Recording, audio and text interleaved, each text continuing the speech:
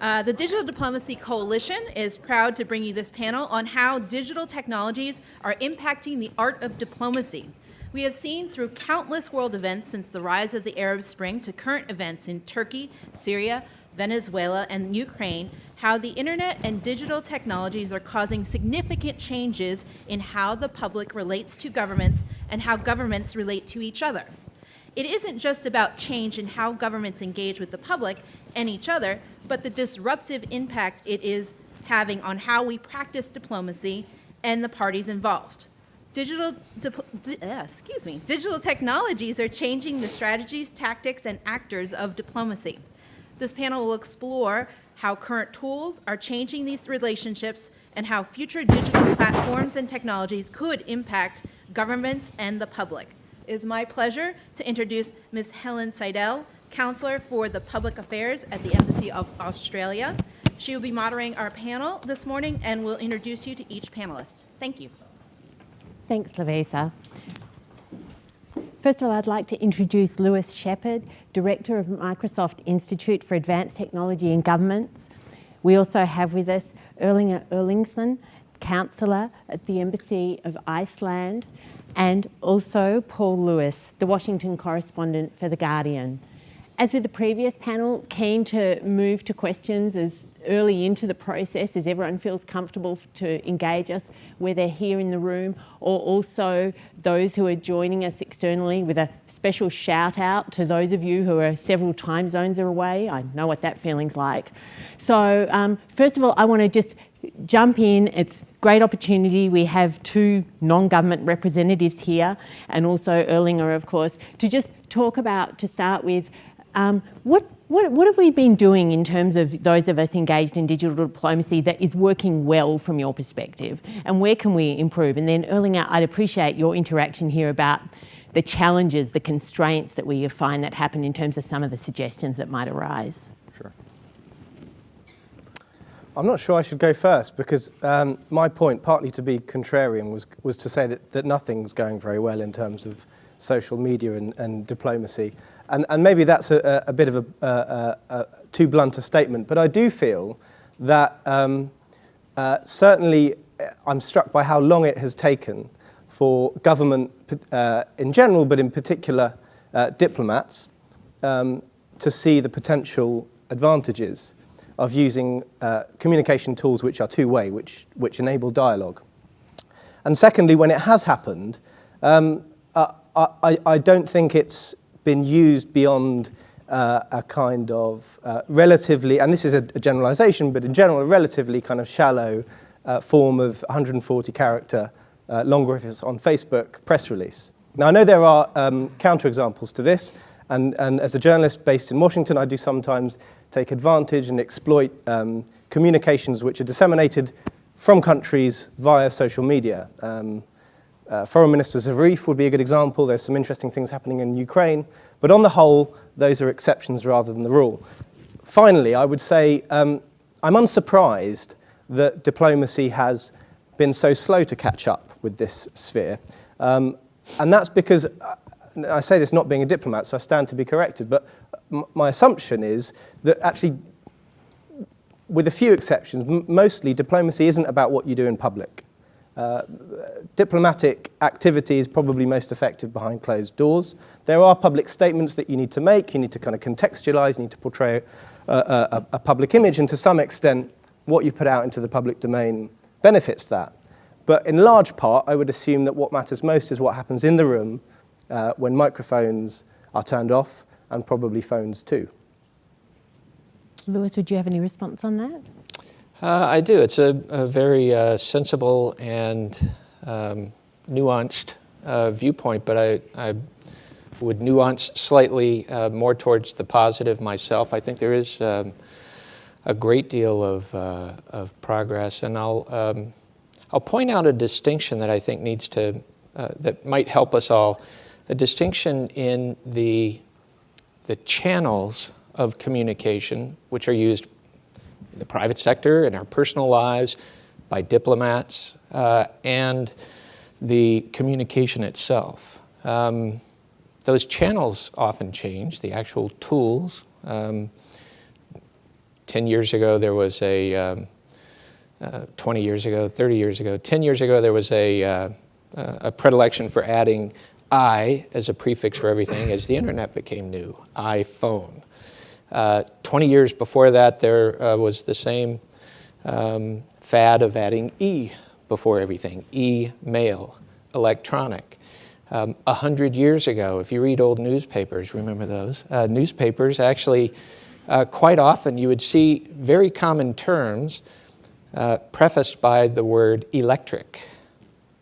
In a time today when, of course, everything is electronic, if not already delivered wirelessly, it's kind of humbling to remember that there was a time when electricity and its ability to change, transform communication was something new and remarkable and worthy of focus by itself. So today we're having a discussion on digital diplomacy, but the diplomacy hasn't really changed. I think Paul points out that much of what happens that's important occurs in small rooms, purposely far away from communication.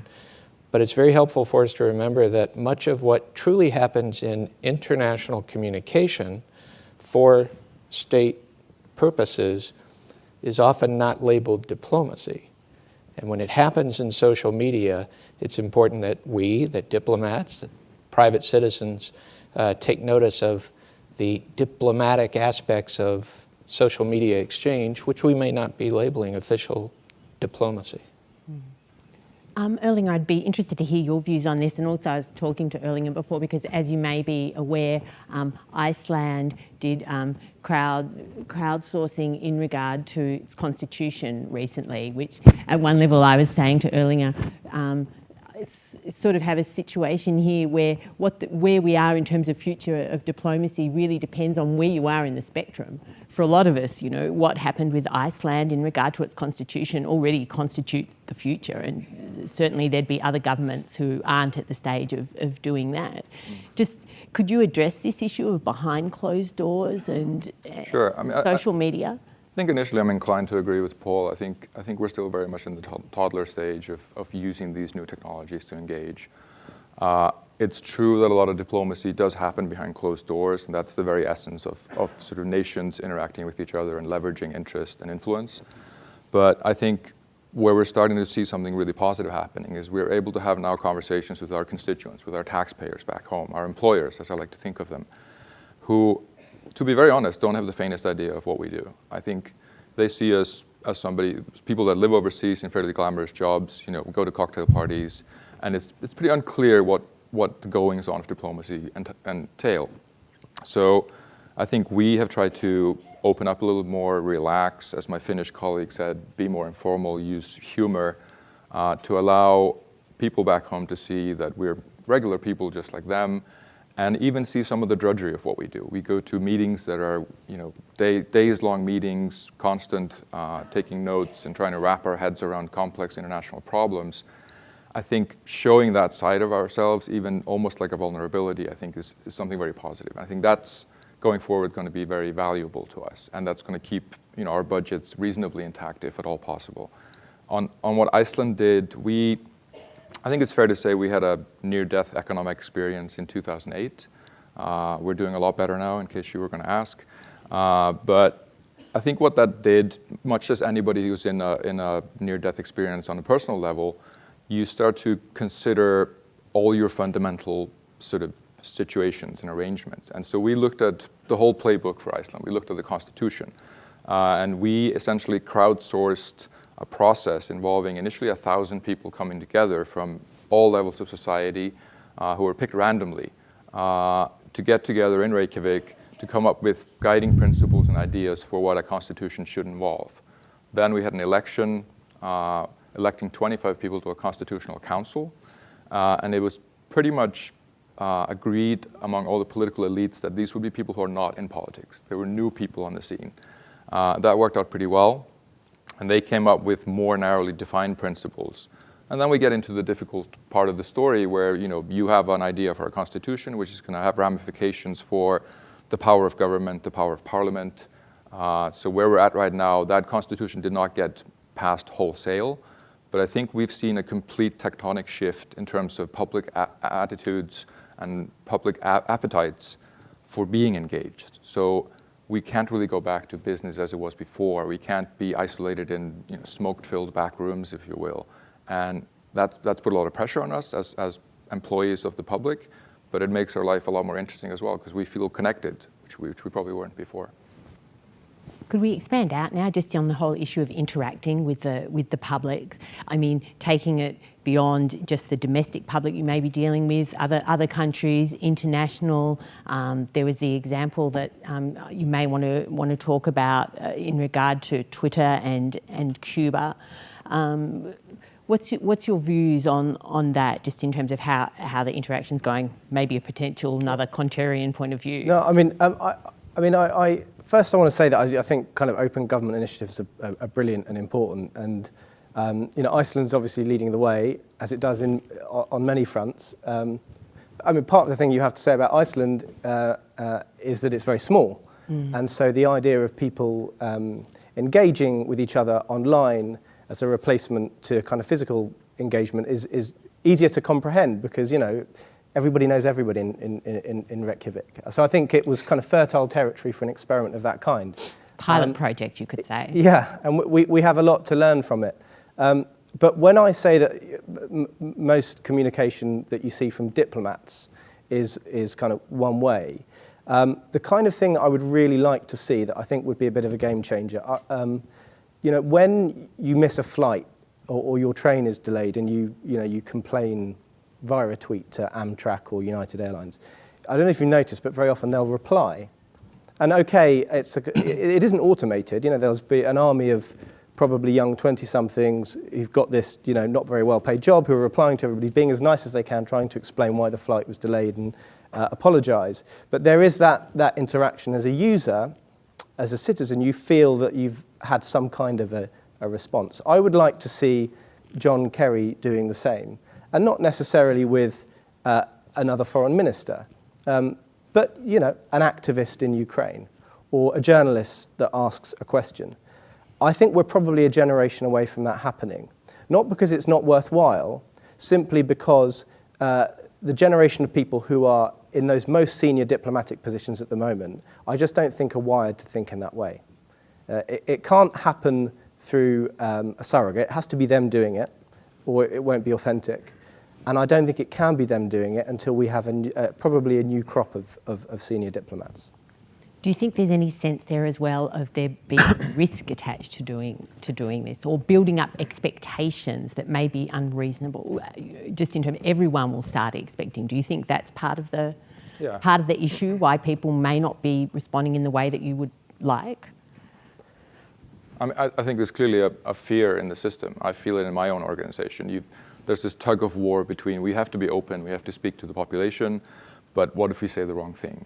What if we go from having our ambassadors and our ministers do the communication, which they're pretty much very good at and used to doing, and let kind of everybody talk? What if the guy who's a mid-level political guy says something very stupid and we get in trouble with a couple of different countries? So I think we just have to recognize we're going to have some mishaps, we're going to have things that go wrong, and then we just adapt, we move forward, we address it. And I think on your point, I don't think we're a generation away from this changing. I think you have major agents of change who are influencers. I'm always going to mention Carl Bildt as this sort of beacon of how we should be doing these things. And I think he's kind of pulling a lot of people behind him because they see what he does, they see him being extremely successful and popular for doing it. And they want to do that as well. They want to leverage those technologies. I think there's something to be aware of. My electricity example. We have to beware of falling prey to the arrogance of the moment and ascribing to the moment that we're in some sort of transcendental importance just for its attributes today. I think it was President Taft who first introduced electricity to the White House. And there were such fears that electricity being an inherently dangerous technology being introduced into important public buildings, because there were a lot of house fires when people first got electricity. We have this with every wave of new technology, and there are going to be laggards. I kind of doubt John Kerry is as He does have a Twitter account, I believe, but I doubt he's going to be, or his successor will be as fluid and fluent in the use of today's social media as everybody here in the room, who I see tweeting right now. Oh, they're just checking their emails. They may be. Looking for an early flight out. But there are going to be these, these kind of tangential, abrupt exchanges. And I was thinking of one while you were speaking, Paul. We remember about a month ago when Mark Zuckerberg of Facebook reached out to a political figure, President Obama, and communicated a message, which he then wrote about on Facebook, of course, his vehicle of choice. Recall that he reached out to his public official by a telephone call. So he didn't Facebook post the president. Sometimes it's just what's the most appropriate choice. And certainly for serving diplomats, there are appropriate choices often for what channel of communication is best. It may not be a technological one today, 10 years from now, 50 years from now. Still, I wouldn't. I'm not of the singularity school, even though I certainly see technology's trends. I don't think that face-to-face humanity will ever be driven out of our social relationships. We look over history. The title of our panel has the word ancient in it, if I'm not mistaken. And so this morning, I was recalling when I was an undergraduate at the University of Virginia. I was so happy to hear the mentions of Thomas Jefferson. Thomas Jefferson, our founder. When I was an undergraduate, we had a diplomat in residence, Sir Adam Watson. And he had been the UK's ambassador to Cuba when the revolution happened, and he was fond of telling to his classes stories of the young Fidel. I was his teaching assistant, and we taught from his book titled Diplomacy. And it was a history of diplomacy from the ancient age, so much like our title. He was very much of the old school, and he liked to derive lessons from the past. And one that I remember in the probably the first chapter was a story, and I did look up, so I got the Old Testament book right. It's in Isaiah 36. There's a wonderful story of early diplomacy that rings very modern to me in a discussion of social media. It's a discussion of one army from the king of Assyria besieging a walled city. And the armies come up to a safe distance from the walls, and they stop there, and from the walled city, the local leaders come out to parley, to discuss, to engage in diplomacy.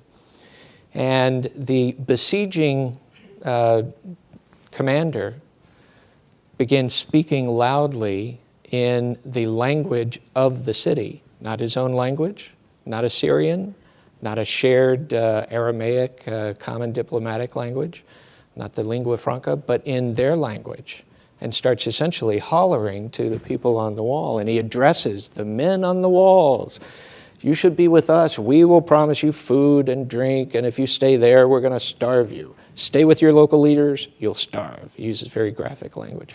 I did not know that in the King James, this is going out over live stream, in the King James Version of the Bible, the word piss, you will drink your own piss. That's an interesting Old English word.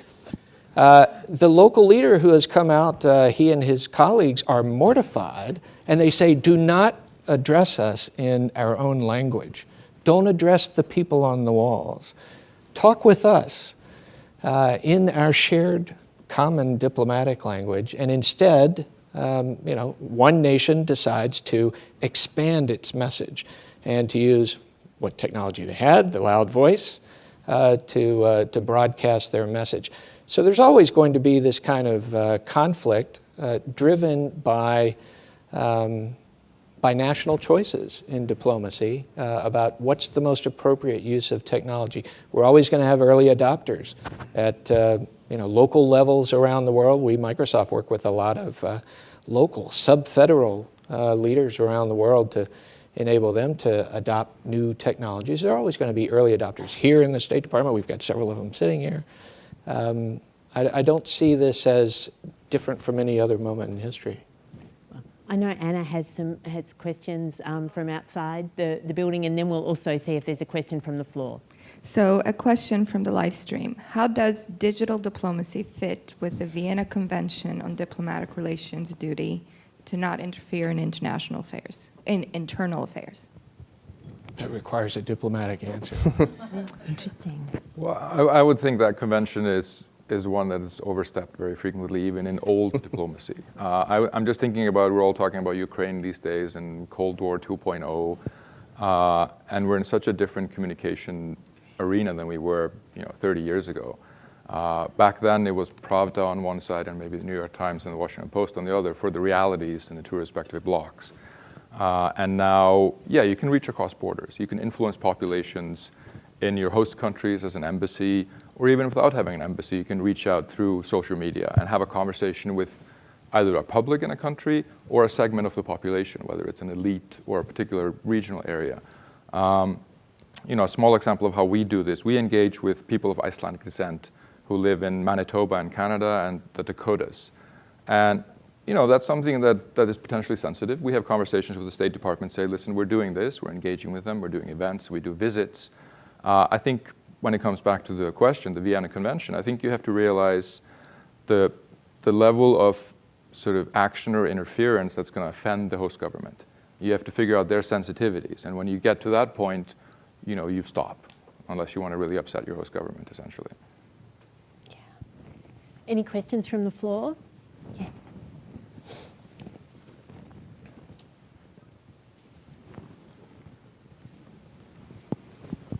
Thank you so much. Sean Costigan from the New School and the Partnership for Peace Consortium.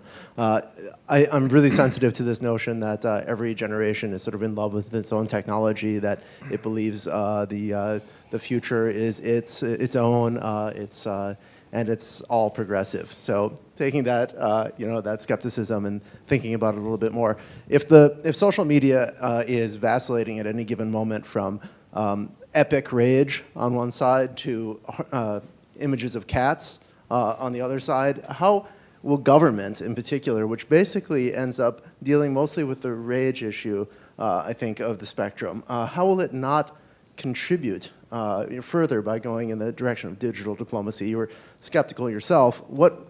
Are there concrete examples where you can think of diffusing rage, if I can ask that question? So, and maybe Iceland, has examples, but the United States, I think, has plenty of problems in this space, and I'm curious if maybe someone else in the room would have an answer. Well, I don't know whether this answers the question directly, but I think one, kind of taking a step back, one interesting thing on a more foundational level is that one of the consequences of information being kind of democratized and the ability to self-publish in this way, is that journalists themselves don't have a monopoly over news. So we don't determine what news necessarily is in the same way as we used to. But actually neither do governments. Mm-hmm. And governments, I think, particularly in less democratic countries with worse levels of freedom and freedom of expression, they struggle to contain and shape narratives of events in the ways that they used to.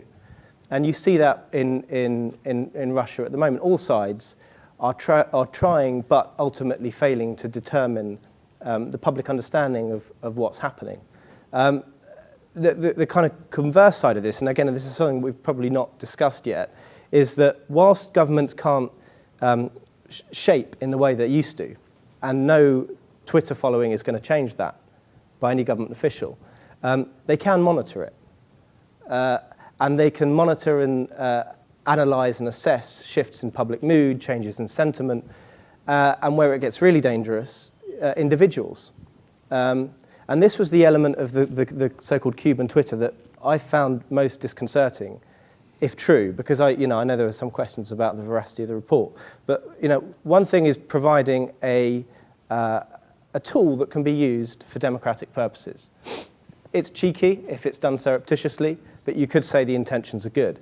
There was one line in the AP investigation that suggested there was an element of data gathering as well, that there was an attempt to kind of compartmentalize or categorize different types of users and their political leanings.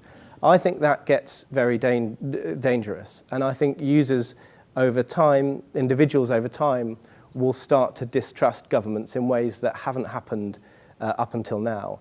I guess that's where I stand on it. Any other comments? I think there's I had pretty much the same read on the Cuban Twitter episode, and particularly the lack of forethought in that, as you said, there's really nothing that could not have been accomplished by doing it without any surreptitious approach. And doing so, actually making that choice towards openly doing that would actually, as in other policy choices, would probably have surfaced that issue of, is it appropriate, and to what degree is it appropriate for us to classify, categorize, to just to collect the political opinions of those who are using the service. It's something that the second panel did a very interesting job of looking at the differentiation between corporate, I work for a company, between corporate and government abilities, interests, powers, and how we each have slightly different, but in some ways parallel views of those we serve and to whom we're accountable. It's something we think about a lot. I'll just point out that I don't take a Pollyanna view of social media anyway, either. The first panel, someone pointed out that one of the panelists mentioned users of social media, or actually it was in the ambassador's keynote, users of social media and the wonderful salutary effects that can have towards reinforcing international norms, international institutions, the rule of international law. And we all know, and we've all seen recently, many examples of those same rejectionists and anarchists, as he termed them, against the rule of law and of international law particularly, adopting and using social media in some ways much more nimbly than the proponents of all things good. So in a conference where social good is an important hashtag that we're thinking about, I think it's important to point out, Evgeny Morozov has certainly made that case very powerfully. There's been a lot of pushback of whether a dystopian view or a utopian view of technology is appropriate. It's certainly here to stay, and it's changing, and that's why I think taking the long view is really very appropriate. Oh, yes, another question from the floor. Thank you very much. My name is Agron Alibali. I'm here at the Wilson Center. This is a question about digital diplomacy, digital impact, and EU diplomacy. There seems to be a huge disconnect these days and a gap between the EU as a project of the elites and the perception and the realities on the ground by the people in Europe. Not everyone seems to be happy in Europe these days, and Iceland is a clear example of basically saying no to Europe, and England will have, UK will have a referendum, and then we have the other movements in Scotland and Catalonia and Venice. So the question is, what is the view of the panel of the future of the European Union in terms of the digital social impact and the digital revolution, if you want? The people now are empowered to do whatever, to say to say no to Europe within Europe. So thank you. Sure. If I can jump in, I think the bigger a construct becomes, the European superstate, the more onus there is on you to use all available avenues to engage with your population. Somebody mentioned Iceland's very small. There's 320,000 of us. We could, in fact, do sort of meet space social media where people talk to their friends and they talk to their friends, and we could reach the whole population with maybe 2 or 3 degrees of separation. That's a luxury they don't have in Europe. And I think it'll be really interesting to follow how that develops. I think your points about the people's disaffection in Europe with the European project, that's probably got a lot more to do with the economic difficulties that Europe's going through, part of the global recession. It's not entirely clear that it's ultimately a philosophical issue, but I would sort of take the technology piece to one side of that, and I don't think that's a big factor in that. I think that's a tool to allow European government, whether it's the European Parliament or the Commission, to engage with their constituents. Thank you. Just wanted to turn to the future now and just do, gazing forward, crystal ball scenario. What do you see happening? I was talking to Lewis before coming on stage, and I was talking about how I'd spoken to someone, a rep from Twitter, and about conversations they'd had with people about who's their rival, and his answer is, we don't know yet. And so Lewis and I were talking about whether it's like identifying an app, or a future product, or about characteristics in terms of social media for the future. What characteristics can we expect or would like to see? And so I'd be interested to take the panel's views on that. Now, this question comes from a woman who has chosen not to use Twitter herself. So one could say that Helen... I do. I use Twitter a lot. She just reads not it. myself. She doesn't. No, I do more than that. Do you post? Under another name, maybe? Yes. A couple of other names, actually, but anyway. Good God, there's more of a story here for the journalists in the room. There is this tendency to think, well, what's going to supplant and replace this particular app or series of apps? But I think it's more helpful to think about the technology trends that are driving those particular events. And certainly technology is becoming cheaper. Moore's Law is still in effect. And as the power and the volume of the technologies that deal with data that can be generated automatically from the Internet of Things and from all of our digital exhaust, as it's termed, as the volume increases, so will the technological capability to make sense of it. So semantic computing is going to be very important. Right now, we still do very crude searching, keyword searching against the volume of tweets that you're putting out surreptitiously and the volume of other online information. We're going to have much more capable personal assistants in our technologies, in our devices. And we're also, I think, going to be taking benefit of the power of ambient technology. So the world doesn't actually really want to, I would stipulate, feel comfortable envisioning. Individuals don't want to see the world around them and make sense of it through a little 4-inch hunk of metal and plastic. They'd actually like to be able to deal with each other as people. And so ambient technologies, gesture recognition, voice recognition, these kinds of things, touch, sensing, the human senses are now much more easily recognized by technology. And so those things are going to be enabling a lot more human interactivity and diplomatic engagement internationally. It's actually a really exciting time in the R&D world. Erlinger, where do you see Iceland going? I think we're going to leverage whatever platforms emerge.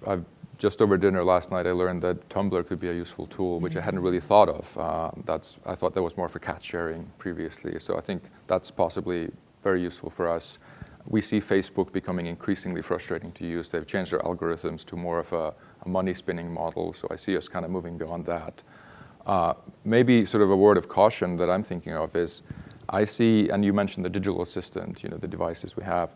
I think there's going to be a challenge in the coming years with authenticity. Are we dealing with real people, or are we dealing with some sort of automated agents?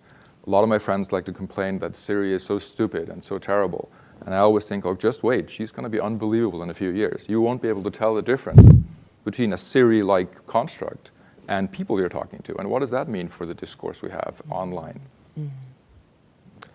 Okay, I'll just make 2 points. One about technology and the second one about following on from how people use it. I mean, I don't know what's coming next, of course, and if I did, I'd be making lots of money. But I have noticed in my own personal use that I kind of signed up to Facebook about 2004 and then Twitter in 2009.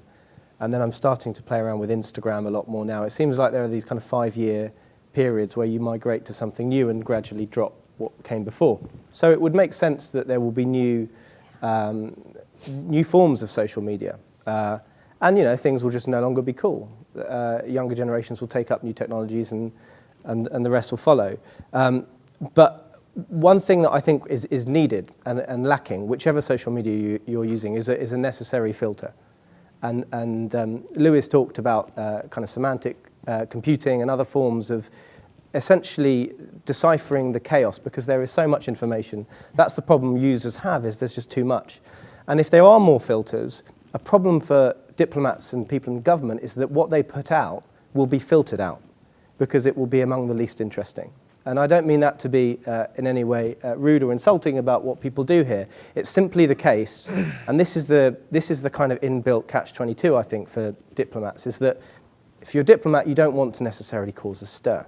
I mean, the number of times I speak to people in embassies who they have real trouble because they want their ambassador to go out and say something, but the whole point is the ambassador doesn't cause a splash. So, you know, a viral, interesting piece of information in social media is either going to be embarrassing or controversial or newsworthy or counterintuitive, all the things that diplomats may be cautious about being. So there is a problem there. But just as a kind of final note of optimism to counter how I began, you know, I think journalists and diplomats maybe begin with a similar kind of dilemma, which is that, you know, you have this new communication tool, but you don't want to betray necessarily, you don't want to reveal your personal biases. Yeah, because that's how we begin. You know, journalists, we're kind of objective, we want to be detached from the news. Same with diplomats. You know, I have to obey the view of my employer. And I think the breaking through point for journalists was when they realized that the two were not necessarily mutually exclusive, that you can be both an interesting, sociable person, reveal something about yourself, maybe even something about your biases and your opinions, and still be trusted. And I think when diplomats take that step, as they are beginning to do, they will be more effective at using these tools that are now available. Thanks to our panel. Sadly, we've run out of time. Feel free to approach the panel members after, and I'm happy to